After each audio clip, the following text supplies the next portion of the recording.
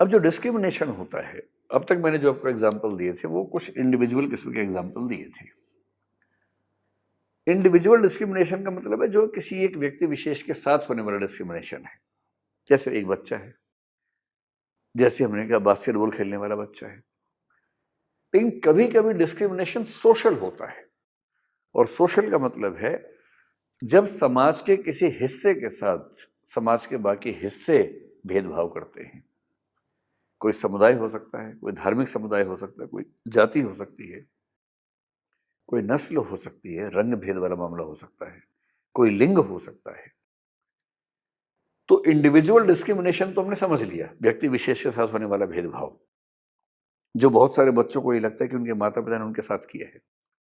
बहुत सारे बच्चे बोलते हैं कि मेरे पेरेंट्स मुझे ही प्यार नहीं करते, मेरे भाई को बहन को प्यार करते, मुझे प्यार नहीं करते। ये वाली जो फीलिंग है ये इंडिविजुअल डिस्क्रिमिनेशन की है। ये फीलिंग आमतौर पर सही नहीं होती है, लेकिन बच्चों के मन में बैठ जाए तो फिर बैठ ही जाए, तो उसे क्या कर सकते हैं।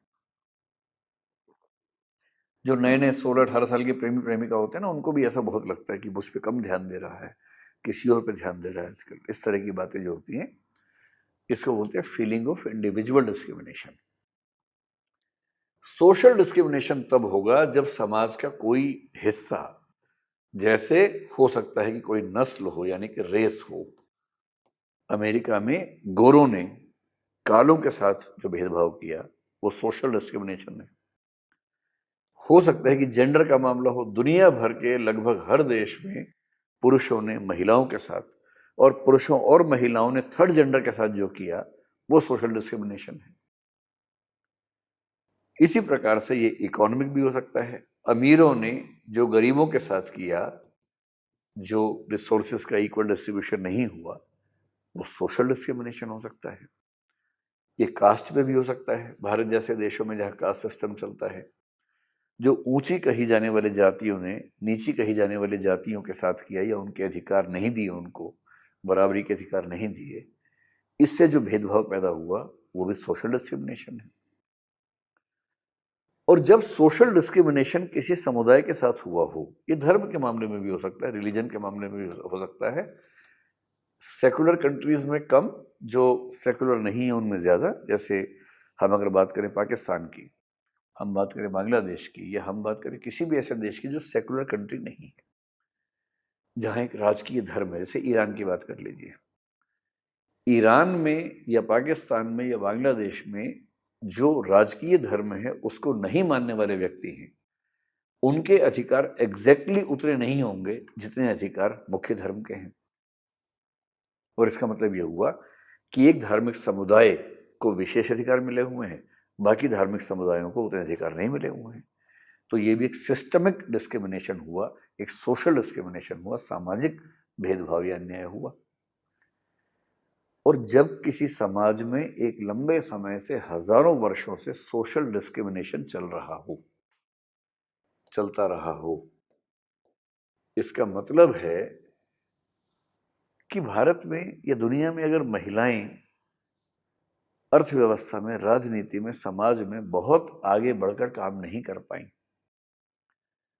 अगर हमारे समाज की कुल संपत्ति में महिलाओं की भागीदारी 5-10% से भी कम है, अगर हमारी संसद में महिलाओं की कुल भागीदारी आज तक 10% के आसपास से ऊपर नहीं बढ़ पाई है, अगर सिविल सेवाओं में आज तक महिलाओं का अनुपात वही 10-12% के ऊपर नहीं जा पाया है, या तो ये महिलाओं की समस्या है कि महिलाएं इतनी योग्य नहीं थी, या इसका मतलब ये है कि महिलाओं को आगे बढ़ने के उतने मौके नहीं मिले।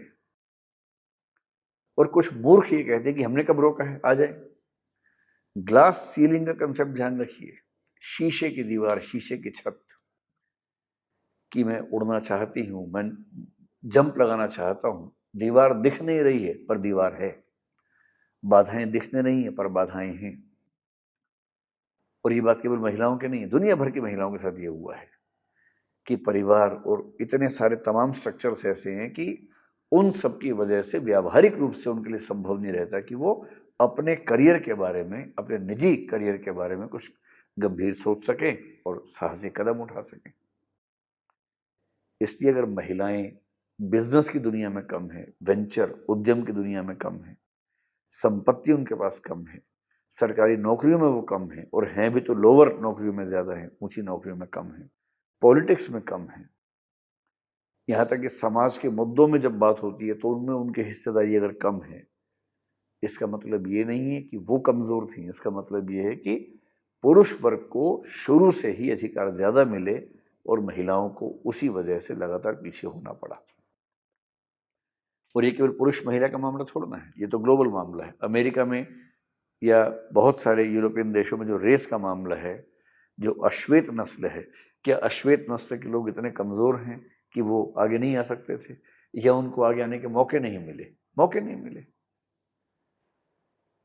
और इसी तरह से अगर बात करें, किसी देश में धर्म के मामले में ऐसा हो सकता है, भारत में जाति के मामले में ऐसा हुआ, और कहीं कहीं आर्थिक मामलों में ऐसा होता है।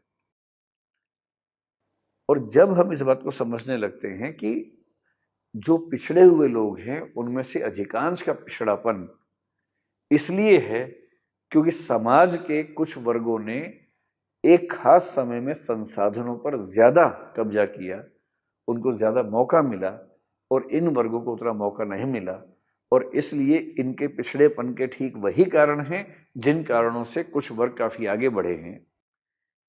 तब एक जिम्मेदारी पैदा होती है कि जिनको डिप्राइवेशन झेलना पड़ा, जिनको वंचन झेलना पड़ा, उन्हें मुख्य धारा में लाने का प्रयास किया जाए। और वंचित वर्गों को मुख्य धारा में लाने का जो प्रयास है उसका नाम है सोशल जस्टिस।